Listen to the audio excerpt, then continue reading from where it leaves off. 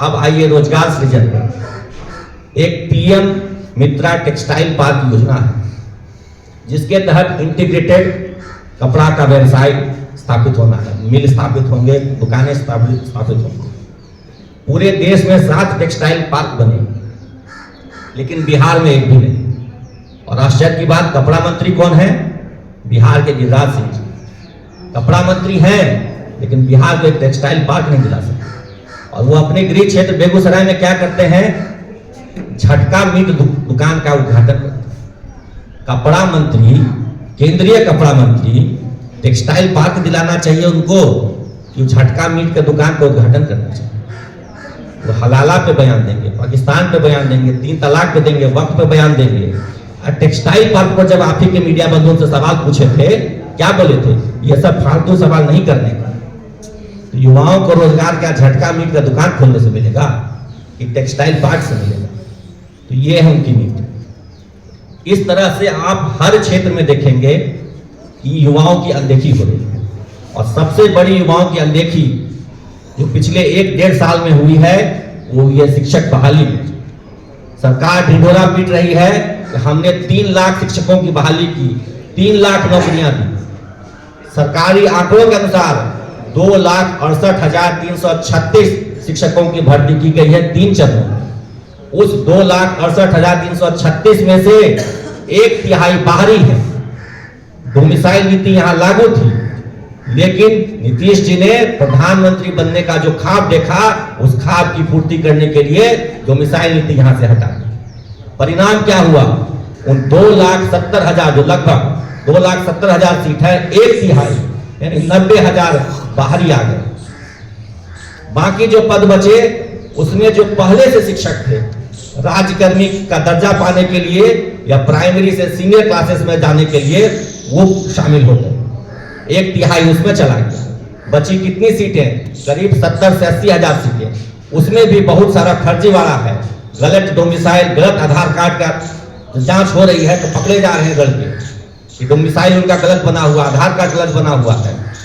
इन पे इनके अधिकारी पकड़े गए हैं। बेतिया में जो आपने देखा 2 करोड़ का कैश निकला है, उन पर आरोप क्या है? उन पर आरोप है कि डॉक्यूमेंट वेरिफिकेशन में उन्होंने फर्जीवाड़ा किया। तो इस शिक्षक बहाली में जो वो 3 लाख का आंकड़ा दे रहे हैं, हकीकत है कि मात्र 60 से 70 हजार बिहार के लड़के लड़कियों को रोजगार, आंकड़ा दे रहे हैं 3 लाख। अब सोचिए, जब 3 लाख में से वो 1/3 पर आ गए, तो 10 लाख में से वो जो वादा किए हैं, कितना रोजगार दे रहे हैं?